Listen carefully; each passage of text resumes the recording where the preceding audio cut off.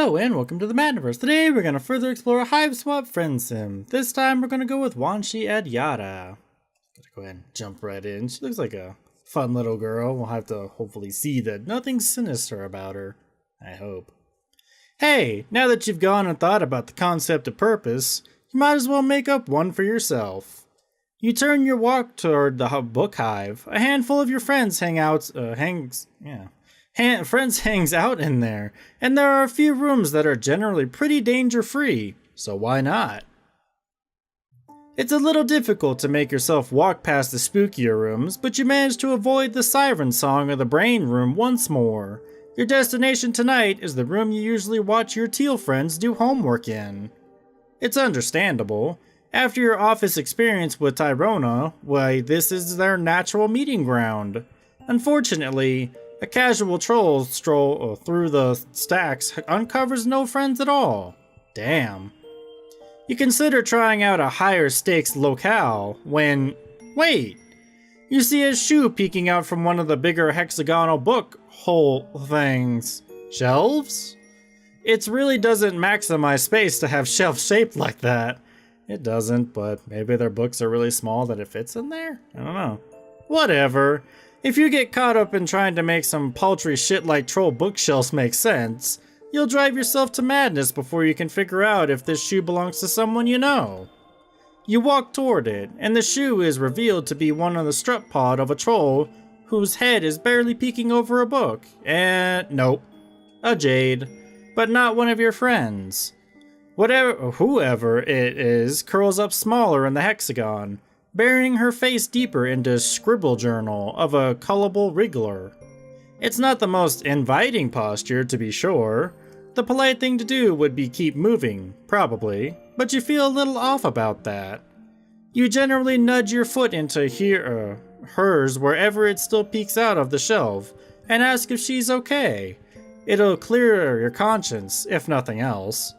The book lowers. I'm great. Just going on a journey of imagination through some classic literature. Nothing to see here. Oh man, it's another kid.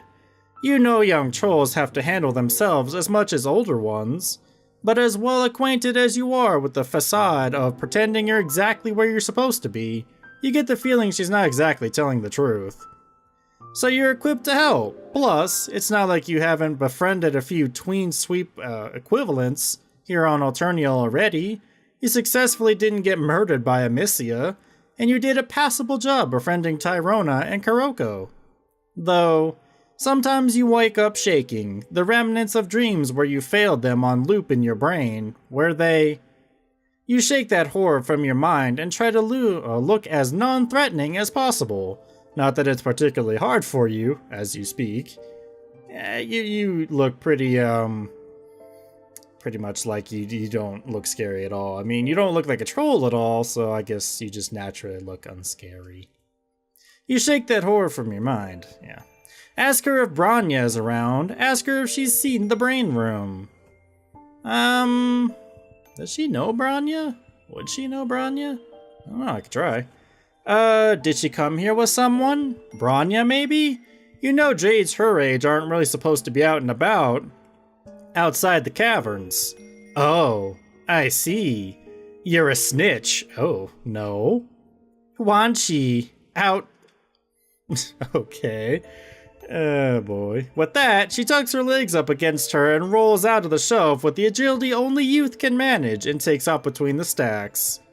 You chase after her, but wherever her next hiding spot is must be even better. Eventually, you give up. Wow. Apparently she can roll herself into a ball. Youth roll. Alright. Well, that was, quite interesting. That was really fast. You just totally ditched me there. Nice one. So I guess she does know Branya. Interesting. Okay, go ahead and speed up. Ask her if she's seen the brain room. You still get the feeling she might need some help, so you ease into it. Maybe she'll open up a bit as you talk. You tell her this book hive has a huge gallery full of brains in jars. If she wants to go check it out. Oh, what's a brain? I wanna see. She unfolds herself from her hiding spot, brushing invisible dust off her skirt as she stands up. She rocks back on her heels and cocks her head, her locks bouncing against her shoulders. I'm Wanshi. Also, I know who you are, if you were wondering. I wouldn't go wandering off with just anyone, quest for brains or not. I may be only 5.5 sweeps, but I'm not stupid. She seems less afraid, but she's still got a nervous edge to her voice. So you try to be a force of calm, a real motherfucking gland plug-in on Zen. Glade, not gland. Where did I put the N in? A Glade plug-in of Zen. So is that like what? Grape smelling? I don't know. What would be Zen smell? I don't know. Sticking up the place with your chill vibes. You walk together toward the atrium, making small talk on the way. You apologize if you made it seem like she doesn't look like she belonged here. You're just not used to seeing young jades outside the caverns. She side-eyes you like she's weighing the implications of what you just said. Okay, I see there's no use trying to fool you. I may have done a small jailbreak. Oh, they not have enough books in the caverns or something? She brushes you off in favor of her own question. Of course we have books. You didn't answer me before. What's a brain? Oh, who is that? There's a person over there that looks a little worried too. I think that's who she's looking at too. Alright. Oh, right. You round the curve of the room and point in the window. Think pans. Oh? On her tippy toes, she peeks into the bottom of the window. I've never seen one up close before. She tries the door handle, but it's still as locked as it always was. She looks at you expectantly. Well, can we go in or what? A surly-eyed guard stares not so subtly, watching you, drumming her fingers on the handle of a mace. Globes. You were trying so hard to be cool and approachable that you fucked up and forgot that this room was off limits. Taking a kid to break and enter is, well, it's pretty much par for the course, actually. But it's not what you meant to be doing. Nah, you saw it. Looking only. And now you're done. Great, time to move along. Ugh, lame. Wanshi doesn't pick up on the danger behind her. Even with your hurried speech, you change the subject to why she broke out of the caverns, if not for more books, and start walking, hoping she'll follow you. She doesn't. Oh, I was trying to get to Beastcon. It's a convention for all kinds of cool stuff, but I want to go for the Soldier Per Beasts meetup. My fanfiction is pretty popular. I have a lot of fans going, and I thought maybe I could make friends with some of them. But I don't know where anything is out here, so I got lost. She takes a breath and a step finally, but then stops and clasps her hands together. Oh? The guard starts walking.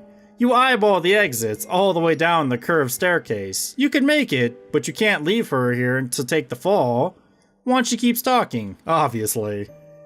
Lynura is always complaining about how you're everyone's best friend, and how you know so much. Do you know where the con is? We could go together. The guard gets closer. You gotta make a decision, and fast. Take her, pretend to take her. What the heck is pretend to take her? You just walk away from her? I'll go take her. Anything to get you both out of here. Grabbing her hand, you say you know the way and make a run for the door. She whoops and scurries down the stairs behind you. A quick glance back at the guard taking her hand off her mace reassures you that you moved fast enough. Well, that's good. Once you're around the corner from the book hive, you stop and catch your breath. Why stop now? Lead the way, alien friend. You wave her enthusiasm off. She's out of breath herself. She can hold her hoof beasts for a minute while you locate your fucking bearings and think. That doesn't sound right, but okay. You looked this count up earlier when Tagiri and Polypa invited you. They had said it was fun, that the death toll was high enough to be interesting, low enough to be manageable, and that you'd be safe with them. Still, you chickened out. Of course you did. You guess changing your mind and going could be okay. You're definitely anxious about bringing Wanshi along, but it seems like she's hell-bent on attending anyway, so maybe the best thing you could do is be a responsible chaperone. Plus, none of your friends makes you feel better protecting than Polypa. Google Maps says it's not far. Well, you've dealt with plenty of dangerous clusterfucks before, so what's one more? You're a regular Giles Corey of bullshit scenarios. Pow those sumbitches on. You bow as you gesture down the sidewalk that will lead you toward the outskirts of town. Wanshi curtsies and follows your direction. This looks like my house. What am I doing here? It seems like she doesn't need you to come up with things to talk about. She's like a chatty sunflower, pulled toward the bright newness of everything she sees, and chock full of commentary about all of it. Wow, I've read all about moonlight, duh, but seeing it make everything glow is totally different. Look at the dew of this prickle fond. If you get up close and look, you can see the reflection of your own eye in the moon's. So you do what she does, and damn if that ain't a bunch of orbs reflected back at you, floating on the curve of a purpley green meniscus. Her curiosity isn't overwhelming or draining in the slightest. You tell her it's kind of nice, actually, to meet someone who is experiencing this place for the first time. Yeah, the caverns are fine, but there's so much to see out here. Everyone else sneaks out. I don't know why it took me so long to try. No, actually I do. Getting in trouble sucks, and I hate it. But it worked out. Here we are, experiencing it all together. Yeah, you can feel your anxiety lifting. Just a little. Just the part that's applicable to this particular situation. Still, that's a win. Walking and talking and taking in the night makes time pass quickly. You ask her how she ended up in the book hive to begin with. I snuck out when Linora was supposed to be giving me some boring jade duty lesson. But with yelling. I don't have a palm husk, so I couldn't look up the con once I was away from my husk top. I just wandered till I gave up and found the book hive. That's a powerful nerd homing beacon she must have. Wanshi flexes. You know it. You smell what's around the corner before you see it. Having sidestepped your fair share of corpses in your travels, and had your hand in creating a few more, you know how to prepare yourself. Wanshi, on the other hand. You know the brooding caverns aren't some diaper baby summer camp of innocence, but you're also not sure how much Viscera she may or may not have seen. Viscera would probably be the better way to say it. A little faster. No matter your respective levels of gore viewing experience, you both stop short when it comes into view. Whoa. She takes a tentative step toward what's left of the troll and then retreats, hovering close to you. It feels like you should keep moving, like you should avert your eyes and carry on or whatever the fuck before the drones come by to clean it up, but she's still staring. Her steps, when she finally takes them, are soft. She crouches down and leans in with reverent scrutiny. It looks different, not in a jar. You wonder to yourself, as Wanshi shakily takes it all in, if bloodthirstiness is a trait only certain trolls are born with, or if they have it ground into them by necessity, by expectation, by entitlement, by fear. Next, because your brain is wired around itself, you wonder the same about humans. Wanshi doesn't look away for a while. You go over and put your hand on her shoulder, and she stands up and walks away with you. There is no ceremony to it, no placing of leaves over the remains, no prayer. I don't get it. Or, I don't get, and then that was it. Shouldn't have said it, but it's close enough. She doesn't finish her sentence. She takes your hand and pulls you back in the direction you were walking. She looks confused, like she's still trying to work out what she just saw. You guess you could have given her more time to process it, but you're not sure comprehending death is really a thing you can just, figure out in the wilderness with an alien in one night. After a few minutes of silence, you point out the call of some flat beast, and she mimics it and smiles. Soon after, the pointy top tents of the con rise over the horizon. Wanshi starts running, dragging you behind her. Oh shit, here we come! She's vibrating out of her skin. You're basically doing the same, though it's less an excitement thing, and more of an emotional whiplash thing. Whatever, You could work with that. Hey, made it! Cool. There's a lot of different trolls here. Awesome. I wonder if everybody knows who you are, though. Apparently she does, but I guess it's starting to go around of who you are. I mean, you're on Chitter, I guess, so I guess people can see you. You attempt to dig into the new vibe as you walk up to the gates. There are vendors and artists and trolls all around. It's like some unholy combination of AnimeCon and Renaissance Fair, but with some more people walking around sporting recently inflicted limps. In an attempt not to focus on that, you look around for your other friends, and ask her what she's excited to see and do here before her meetup starts. Does she want snacks? It looks like there are snacks. Yeah, I would want some frazzled Saracen fluff candy in a bit, but yeah, there is a lot to do.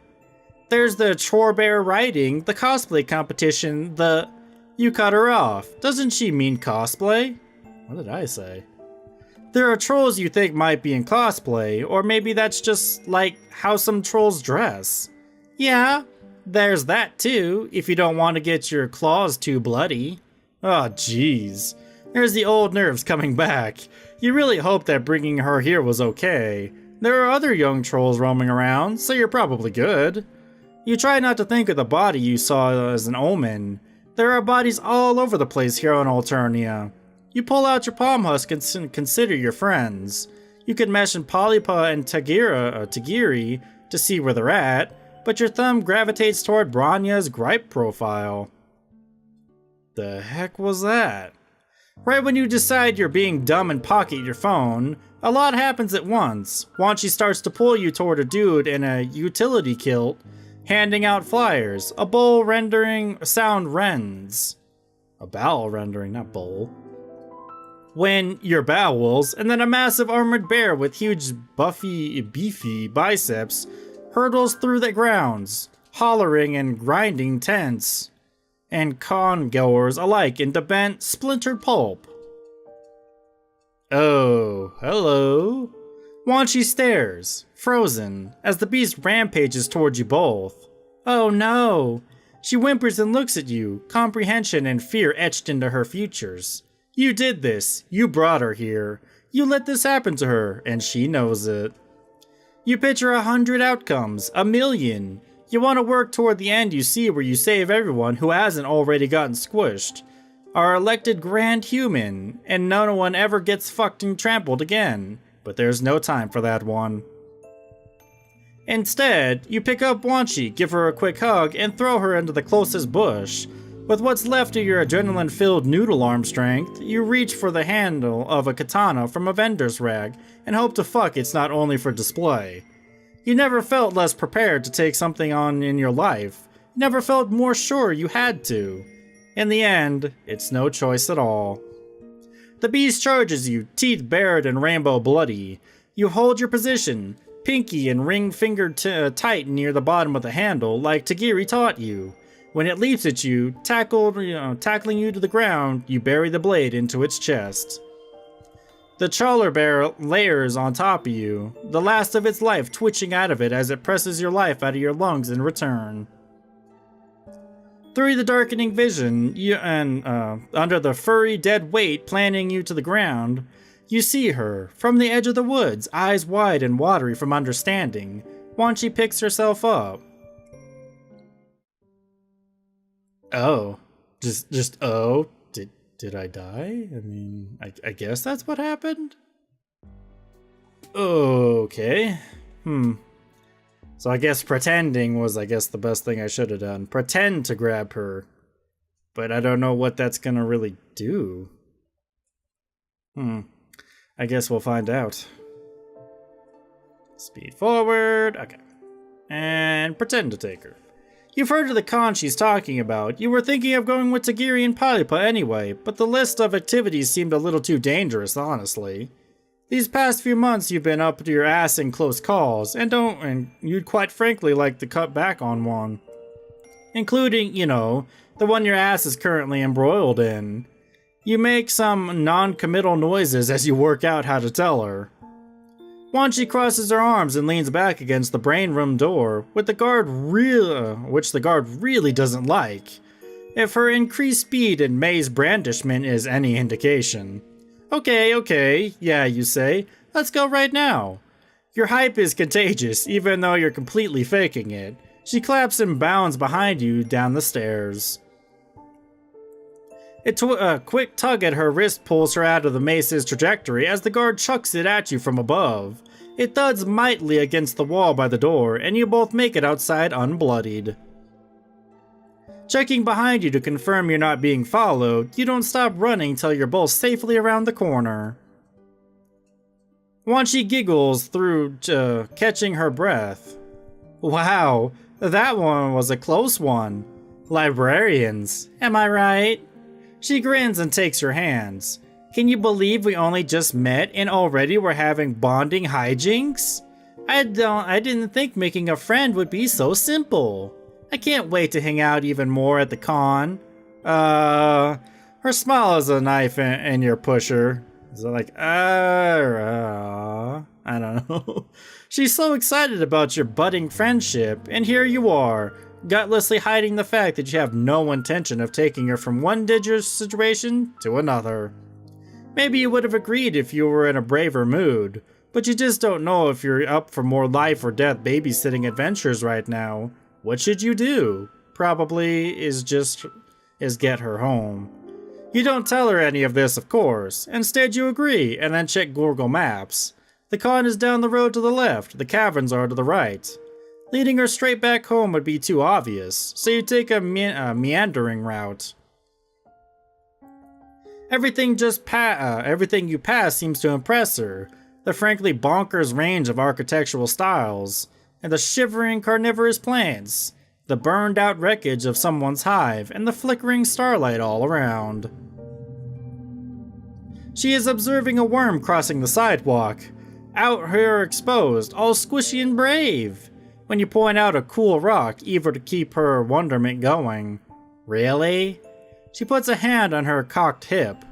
You think we don't have rocks in the caverns? Try harder. She rolls her eyes at you, but she's still grinning. You accept the challenge and tell her here's something she's definitely never seen up ahead. Bring it. You lead the way. It's been a hot minute since you've been back over here. You're interested to see it again. Still, this side jaunt feels like delaying the inevitable. You know she's going to be pissed at you when she realizes you tricked her, but you can't help wanting to show off more cool stuff while you can. Anything to see that wide-eyed appreciation for any tiny new thing. Oh, it says rocket. We came back to the beginning. How interesting. I'm surprised it's still there, though. It looks all the same, all in, like it hasn't been taken apart. What's left of your spaceship comes in the view as you round the bend. There really isn't that much left to show off, but Wanshi is still into it. She runs over and starts inspecting the rubble. You wonder what happened to the freshly missing pieces. Maybe Vicaire, I guess, has come back to salvage some more. Shit. Vicaire. You haven't talked to that guy in forever. You vowed to text him later tonight, but you still feel guilty. It's hard to juggle all these beautiful friends, even with how viscerally you crave them. You want to be good for everyone, but there are so many things that can mean, and you've never stopped feeling like you're treading water. Wanshi emerges from the hull, clambering up on the back of the black metal box and waving around some inscrutable rusty bullshit. There are so many fiddly little parts. This was how you got here? She observes you for a second or two, then nods her approval. That's pretty cool. And any whole idiot can wreck a spaceship. It takes someone with the brains to break out of the brooding caverns. Well, when you put it that way, you're completely right. She winks and pockets some of the pieces. Are you ready to keep moving? I don't want to miss the meetup, and it's happening right after... Oh god, Horseroni jousting? Horseroni? The heck is a horseroni? Just sounds like a macaroni and a horse. It sounds weird. Which should be ending pretty soon. You're not sure what to tell her. For some reason, Vicaire wouldn't leave you mind. Your sorry ass hasn't managed to keep up with all the friends you did earn. Maybe it's for the best that you're deciding to take her home. Her safety is more important than her liking you. You sigh and start to fess up. Even if she left here now, you're not far away from the con grounds that she'd miss it. You were afraid to go, afraid she'd run off and if you didn't stick with her, afraid of not knowing what to do next. What? You made me miss my one chance to do something fun for a change? Just because you're too much of a scaredy purbeast to go to a fun nerd party? It wasn't just that. You also wanted to keep her safe, to take her home. She stomps her foot in frustration, tears forming in the corners of her eyes. Why do you think you could just make decisions for other people? Why don't you go home if it's so great? Your mouth shuts, words gone. She follows your gaze back to the wreck of your only one shot out and winces. I didn't mean... I know you can't... I just wanted... She sits down in the grass, defeated. You sit too, a ginger distance away. No, her anger is fair. God, this sucks. You hadn't meant to deprive someone of a small joy here on this bitch of an Alternia. Yeah, it's the worst. She sighs and runs her claws along the top of the spiny purple glass. After a few minutes of silence, she speaks. Too late to do anything about it now. I'm still super angry with you, but I'm glad you were honest, I guess, even if it took you too long. I'm not used to people being straight with me. I feel like the older everyone gets, the more they lie. Or, at least, the more annoying it is that they don't expect you to notice when they're lying. Not that I can super tell how old you are. Your alien physiology is a little inscrutable, but you know, more or less.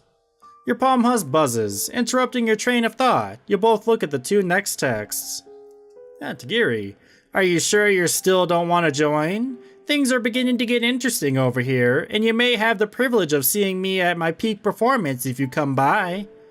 Stay put. There's a troll bear on the loose. I don't want you on the already very long casualty list. If I can get these words out. You do a quick gorgle, and holy shit, social media is already on fire with the news of con attraction getting free and mangling attendees left and right. The familiar ghostly feel of a near miss shivers down your back. Whoa. Her eyebrows pull together as she works through the images she's seeing on the screen, and what it could have meant for her. She's still a little teary from before. I guess, thanks. Not that you did it on purpose, but I guess maybe it worked out okay. I do love not being trampled, but it still sucks I didn't get to make friends. You don't want to be too presumptuous, especially after all that, but maybe this date might still be salvageable, new acquaintance-wise. Wanshi blinks back her disappointment and puts on an attempt at a smile. Maybe. Might as well see. Might as well see. Too fast. What she was gonna do with her new friends. Maybe on your way back to the caverns, you guys could talk about soldier purbeasts, or scary horse jousting, or whatever else she wanted to do there. She stands up and crosses her arms, looking over you. Her smile turning real. You think you've got what it takes to roleplay? You stand up too. You're super cool with roleplay. You've basically been doing that since you landed. Yeah, it's true. I've done a lot of different things. Being a robot, trying to be a friend to a murderer, it's been a very big ordeal. So what's the deal again? You start walking her home. Magic cats? Magic? What are you, some kind of wiggler? No, there's no magic in soldier purbeasts. She rolls her eyes at you and then hunches her shoulders, claws spread, eyes darting from bush to bush along the sidewalk ahead of you. Unless you mean power of your own wits, the sorcery of all your senses aligning at once as you get ready to pounce, the hypnotic spell-like rhythm of your own pusher beating in time with your praise. She straightens up and grins. That kind of stuff. Anyway, it's real fun. Let's play. She bounced back so fully. You get the feeling that not so many people indulge her in this, It reminds you of your younger self, and your heart crunches up a bit. Fuck yeah, let's play. You mean heck? Heck yeah. Don't patronize me. Fuck yeah. Wanshi giggles. Fuck yeah. Okay, so little lost you can be from the space cast. Let's call you Twinklepaw. I'll be Wild Wisp from the Solar Glare clan. She clearly seems to think you should be impressed or intimidated by this, but you don't really know what's going on, so you nod. Twinklepaw. Got it. So you stumble upon me while I'm taking down a nut creature, scaring it away with your incompetence. Sound good? She peppers her walk with skips, talking up a veritable storm of word building. World building, not word building. Her voice gets low and rumbly when she quits setting the scene and gets into character. Little one, what do you think you're doing?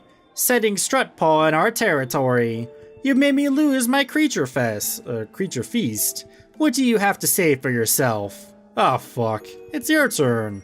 You didn't see where you were going. You're sorry though. You know how hard it is to come by a good meal. Fool! You think so poor a tracker that I am hurt by such a loss? I can find another. I find offense only in that you clearly do not respect the bond between hunter and hunted. You blunder in, interrupt the scared rhythm of my fangs, its neck or its claws, my face. Now neither of us can know who would have prevailed. Ah, jeez. You're still, really sorry about the strut paws. You constantly stick by those into other people's scared dances. Maybe there are some more nut guys over there? Wanshi stops walking and gives you a withering look. Is that really the best you can do? No, you'll try again. How dare this purbeast accuse you of such a wild thing? Your intentions are as noble as the wild pusher that dumps in your, bone cabinet. Wanshi bounces, hands and fists, grinning. A little over the top and not really a StarCast approach, but you're getting there. You practice finding your soldier's characterization sweet spot as you walk her home. You take the most direct route, and you let her stop to explain Purby's grooming habits, to breathe in the rotting perfume of a flower, and to appreciate yet another sidewalk braving worm. Eventually, you reach the cave entrance you know. Oh god, hello. And standing under its eave is Lynura, a very pissed-looking Lynura, which isn't, your favorite mood for that particular friend. Where have you been? I said I'd be right back. Not hey, go run off and leave me to make excuses for you. Well, I'm back now, so you can get over it. I know you won't tattle. You don't want Branya to know you lost track of me. Watch yourself. Lynura glazes fireballs at her and then turns to you, softening the tiniest of bits. Thank you for bringing the short one back. Do you want to come in? You appreciate her politeness, but nah. You should go and let the Jades settle down and everything. Plus, you have another friend you need to check up on. Before you can say anything to Wanshi about how you hope she ended up having an okay time, she scurries off around the corner, calling back over her shoulder. Wait, I have something I want to give you before you go. So you wait. Lynura keeps looking at you, arms still crossed. You better be glad she's okay. If she got hurt, I would be in so much trouble. You don't have to call her on secretly caring, because Wanshi comes running back with something in her hands, her hair bounding behind her. Here, read this, and maybe when you come back to visit, you'll be, a little more informed about the Soldier Purbeast's universe. I only have one person to play with here, and he usually pretends he's too cool, like he doesn't absolutely love Purbeast's cast drama. She bows a little as she offers the book to you. It is tattered with love. It's my personal copy, but I think I could trust you with it, Twinklepaw. What do you say? You clutch it to your chest and tell her you will guard it with all the honor and Spitfire StarCast has in its hollowed name. Yay! Best book buddies! And somehow she seems taller than you from all of a sudden. It's kind of weird, but I like how Lynora is just spying on us. Oh, that was cute. I like that. I don't know. I still probably Wanshi would probably be my best.